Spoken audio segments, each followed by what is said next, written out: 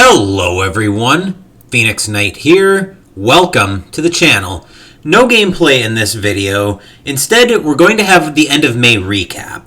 I thought we were going to slow down with the new games on the channel a little bit, but we still had 4 new games to the channel. So let's start the game recap with the first new game on the channel for the month, Harry Potter Hogwarts Battle.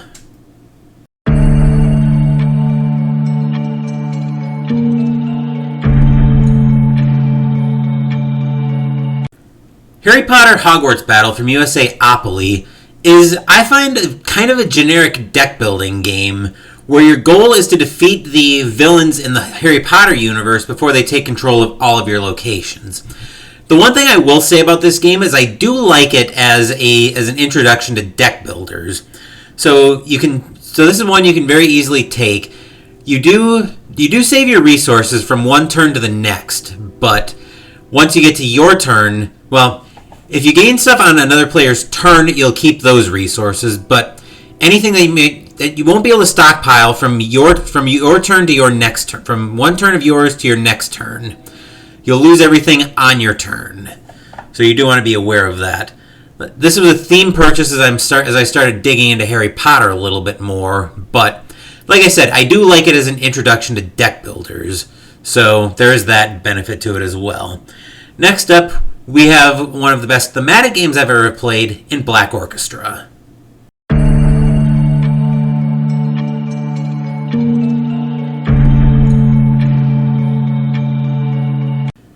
Black Orchestra from Starling Games. The ask isn't too big in this one. You're just trying to assassinate Hitler in World War II Europe with the Gestapo harassing you at every turn. As I mentioned at the top, before in the intro to this game, it is one of the best thematic games I've ever played. It does a really good job of evoking the feeling of tension you have and wondering if you have enough time. And there's even a mechanic in here that I normally don't like, but I think works here very well. With the you lose mechanic, where there's a card in stage 7 that says you just lose the game, which normally is a hard sell for me in a game and usually a hard pass too. But I really like it here because it helps to add to that thematic tension where you're really not sure how much time you have in the game before it just ends up over and you just lose the game. We also, for the first time, played with what they suggest as a Trusted Lieutenants variant, where the way that works is you're able to assassinate any of the deputies you want. I think they say designate 2. For a 2-handed solo game, I designated 1 lieutenant as trusted, and we had to kill that lieutenant in addition to Hitler in order to win the game. So I ended up having Goering as my trusted lieutenant. Oddly enough, I took Hitler out first, but I was able to take Goering out and win the game as well. So I did like that variant. It added the extra element of strategy of, okay, I have enough to do this plot. Do I go for it, or do I sit tight? So it'll probably get to the channel around that Victory in Europe day. But let's go into our next game, which is another new game to the channel in Roll Player.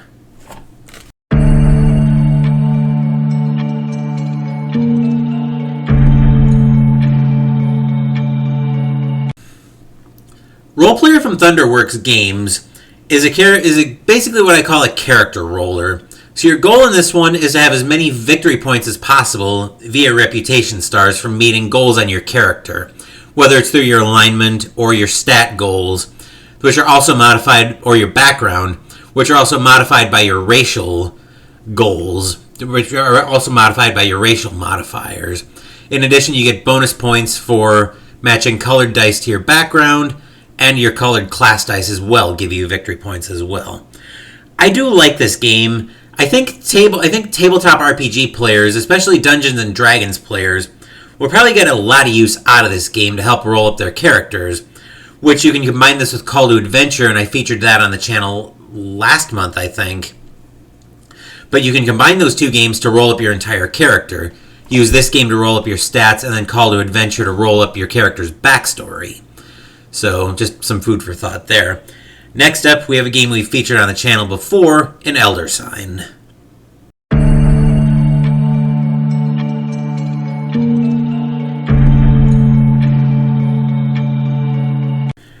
Elder Sign has been described by yours truly as Cthulhu Yahtzee. Obviously, I really enjoy this game since I've gotten it to the channel multiple times. as in exhibition playthroughs, as The Last Leg of Christmas in Arkham and The Summer of Lovecraft. It's gotten to the channel a lot. So, in particular about this game, I was in the middle of a playthrough of Eldritch Horror with Jester, Rough Swordsman Wargamer, and Patrick from Patrick's Tactics and Tutorials. I'm tongue-tied tonight. I used our cast of characters, where in that playthrough, Patrick was playing as Preston Fairmount the Millionaire, Ruff was playing as Dexter Drake the Magician, Jester was Tony Morgan the Bounty Hunter, and I played Mandy Thompson, not the librarian, the researcher. Anyway, we ended up losing the game against Should Mel, because we ended up with a lot of difficult adventures that we couldn't clear, and Should Mel wipes the adventures clear if you fail them, so you don't get a second shot at them. That's it for Elder Sign. Next up, we revisited a Sunday game on Wednesday in Atlantic Chase.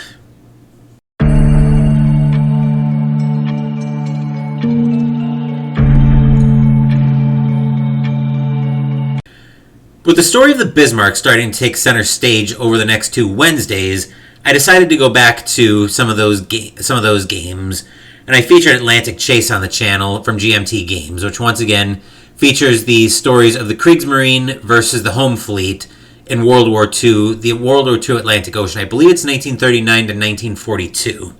For that game, I played the story of Battleship Bismarck, the launching of the Bismarck, and it didn't go well. I ended up getting both the Bismarck and the Prinz Eugen sunk. So it ended up going pretty horribly. And I think Lutyens was on board the Bismarck. He went down with the ship. And Admiral Rader was told that the Tirpitz was being kept in the Baltic, I think.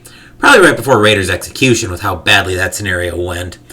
Now, I did run it on Wednesday as a potential test to add it to Sunday content, and I think it's going to work better as Sunday content. I felt like I was too up against the gun with Atlantic Chase to get it on the channel as weeknight content, where, like I said, I think it'll work a little better as a Sunday video. So with that, let's move into our next game. We kept up with something of a water theme in these next couple of games in Terra Mystica.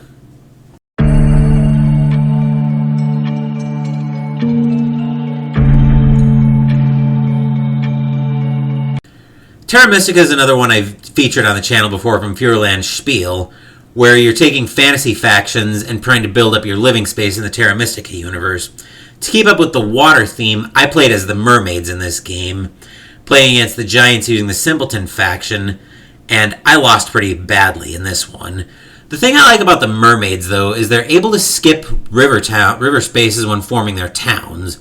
Plus, the shipping track also gives them an inherent advantage in terms of not getting trapped, potentially. So I do want to keep playing that game with all the factions and eventually getting them all on the channel.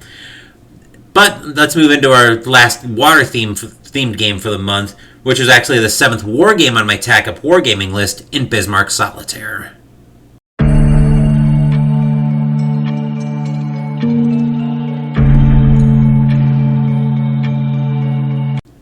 Bismarck Solitaire was our 3rd new game to the channel, and like I said, the 7th game on the TAC Up Wargaming list. This one was a book game by Worthington Games, where once again we took control of the Bismarck, the Prinz Eugen, and we had a U-boat along for support as well. So the thing I'm finding is these book games are a decent intro to wargaming, and they're good travel games if you don't know what kind of space you're heading into. Generally when I'm traveling, especially when I'm going out to see my family at the end of the year, I generally know the spaces I have to work with. So I might be able to get away with bringing something a little bit bigger than this. But the thing is, these book games don't look like they're good content. It looked like it was fairly... I think we were able to see everything a little better in this video because I was using pen than when we played On to Moscow and I was using pencil.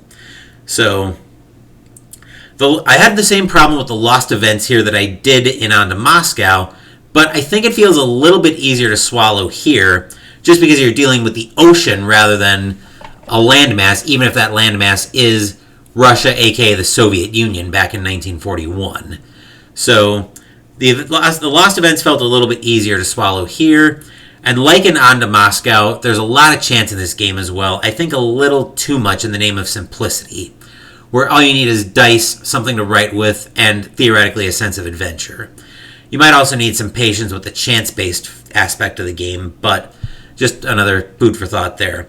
Anyway, we had our last debut game on the channel as we fell into Memorial Day weekend, and I took advantage of making a lot of content, including some other game videos, and we debuted Marvel Champions on the channel.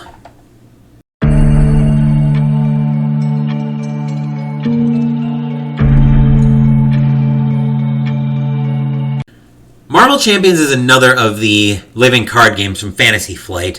This one you take control of heroes in the Marvel Comics universe, dealing with villains in the same. So I really did enjoy this game. I found it to be a very mechanically engaging game, and I see it hitting the channel again just because now I've got everything again for the game. I think it works a lot better as one-shots than as a campaign, just because it's got that treadmill campaign experience where you have to win each scenario before you move on to the next one. And as I've talked about on several occasions on the channel, I don't like that treadmill campaign experience. So I can see that the deck building is going to be fairly interesting as well. And when I start getting this game on the channel more, I'll probably feature more custom decks rather than just the suggested starter decks that we used for the playthrough of that. The reason I used the suggested starter decks, still tongue-tied tonight, was I was using this as a layout test because I wanted to see how everything looked on camera before I considered getting it on camera with eventually custom decks. It seemed like it worked pretty well. I might end up wanting to move all the villain stuff back just so I have a more defined threat area in front of the heroes, but I did have to change out one of the mats on Captain Marvel, but again, sometimes that's why you just got to shoot the videos as a test and see what you think of them. So that's it for Marvel Champions. Now we had all games that we featured previously on the channel, and we led off with a 2-part playthrough of Arkham Horror 2nd Edition.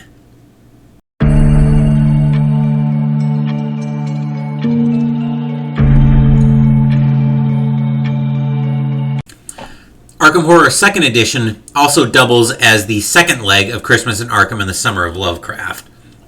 So you take on the investigators in the Arkham Horror files, dealing with an ancient one in the Cthulhu mythos trying to save the world. In this game, we took on Yig. I think we used a random team of investigators. I had Roland Banks, William Yorick, George Barnaby, and Joe Diamond. It started off going pretty well. We did get 2 Elder Signs to start the game, and I took advantage of those to end up getting up to 3 seals on the board. But we did end up losing control toward the second part. The Terrible Experiment really hosed us, but again, I really do like this game, and it's definitely getting to the channel again. Next up, we had another repeat game in our boxing simulator, Title Bout 2.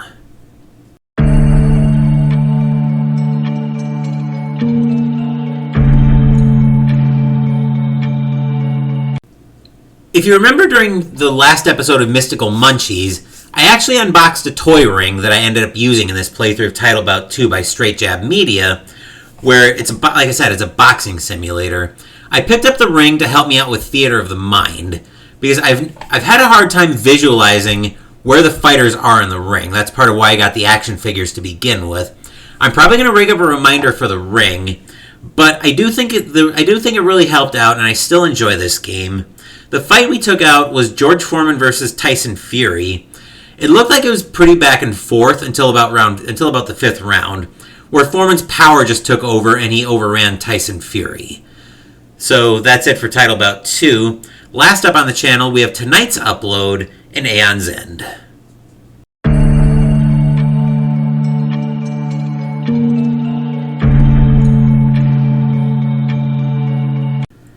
Aeon's End by Indie Boards and Cards is far and away my favorite deck builder. So I'm still running some tests toward Aeon's End Legacy. I could probably run it on the weekends. Once again, we're Breach Mages defending Gravehold from the Nameless. I took out Nyrissia and Solidia once again. This time we took on Bladius, and it was a pretty one-sided drubbing where we pretty much just started racing from the word go. So we were able to take down Bladius fairly easily. Again, this is one I enjoy, and I could see getting this to the channel again, whether as another one-shot or I'm still, like I mentioned in that video, I'm thinking about running it as a campaign, as I'm thinking about running through Legacy again. So if you're interested in that, either comment on the Aeon's End video or on this video if you want to be one of the Magi that I take through that campaign. I'll probably have a character in there as well. I haven't decided what name I'm going to use for that yet, but just random musing on that. That's all of the games. Now let's recap Mystical Munchies.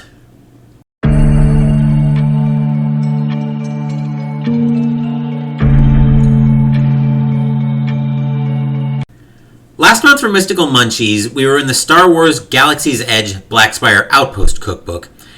And this was not a good month in terms of the recipes. So the appetizer was the Pitmaster's Choice. Everything was looking good until I got into the broiler. And I've never used the broiler in my life, so I think that contributed to some of my problems. I burned the Pitmaster's Choice pretty badly. And I plan to redo that. So I actually started a list of recipes that I screwed up on Mystical Munchies that I plan to go back and redo at some point. Once I get a full roster of recipes, I need to work those in. But next recipe we had was the side, the polystarch portion bread. It came out very peppery because I used way more than a dash of pepper in that recipe. Otherwise, the texture held out fine. It turned out good. I might redo that one with a little less pepper in there. That's food for thought on that front, though.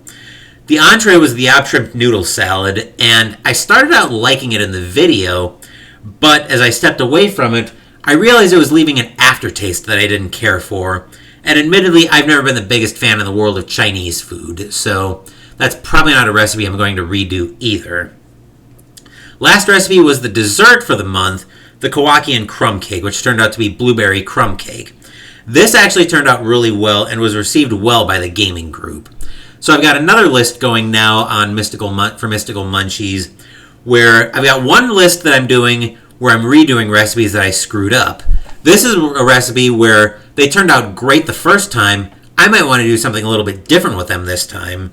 So this one's going on on what I'm calling the experiment list, where I might want to use a different type of berry with it, whether it's like strawberries or raspberries, something like that, just to see if the taste change. Well, the taste will change, obviously, since I'm using a different berry, but see what I might like a little bit better.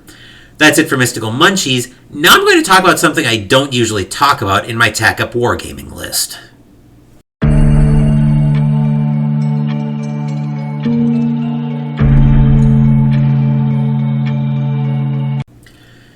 I'm mostly quiet about the status of my list during my monthly recaps, letting the status show on the intro to each video. I'm currently through 7 games on that list, but I have a bit of a problem brewing on my list. So I had originally earmarked Air Raid Pearl Harbor as my 2023 release, but by this point in the year, I haven't heard a peep about Air Raid Pearl Harbor being released yet this year. The only news I've been able to find is, oh yeah, we're still planning on releasing it this year. But I'm getting a little bit nervous at this point that it's not going to come out this year. So I might have to make a mid-year adjustment to my list. Here's how I'm going to handle that dilemma.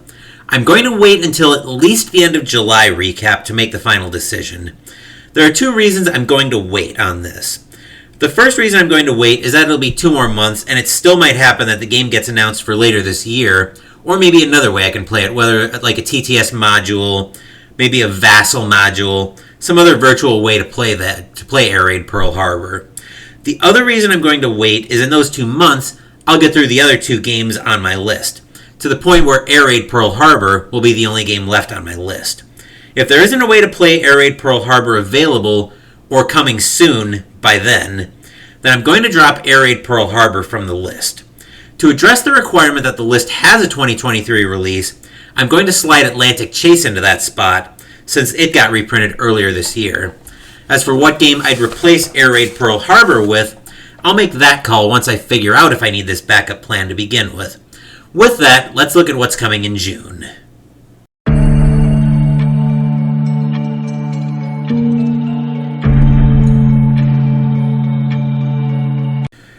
We'll need to move the news about Air Raid Pearl Harbor to the back burner, but I'll keep you guys posted as I hear anything further on its release, along with the game's status on the list. We have another full month coming up on the channel. The first 2 Sundays on the month are going to be devoted to a familiar face on the channel as we revisit some CMON games. First up, we'll debut Massive Darkness 2 on the channel, and then the next Sunday, we'll play Cthulhu Death May Die. There's also a new Kickstarter due out for Death May Die later this year, and you can rest assured that when I get it, I'll be unboxing everything from it. We'll also continue our background campaign for Harry Potter Hogwarts Battle, and we're going to recall Commandant Zimmer from R&R back to active duty in The Hunters. As for Wednesday videos, we'll devote most of the Wednesday videos to war games. June was a very eventful month in World War II, and we'll waste no time in bringing that to center stage by also recalling Field Commander Rommel from its own R&R. Rommel will venture to Normandy when he takes center stage once again. Next up after that, we're getting into more new games on the channel as we stay out west with Tank on Tank Westfront. We played its eastern counterpart back in April, and we're not leaving the Eastern Front out of this month's content.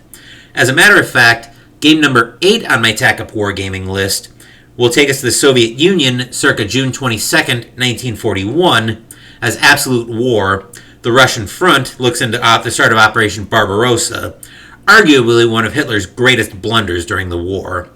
Last up, we'll revisit the second of the Fantasy Flight Living card games as we play Marvel Champions. So, I'll still, like I said, I'm going to build a deck for that encounter, and the list for that will be in the description down below for the video. As for Mystical Munchies, next month, we're going to be venturing into the world of Disney as we cook out of the Disney Villains Devilishly Delicious Cookbook. We'll be making Flotsam and Jetsam Party Mix, Croquet Croquettes, which looks to be deep-fried potatoes, Codfish and Chips, which, just like the name sounds like it's another recipe for fish and chips, and Temper Hearts, which is just heart-shaped cookies. Should be another good month, so let's wrap this video up.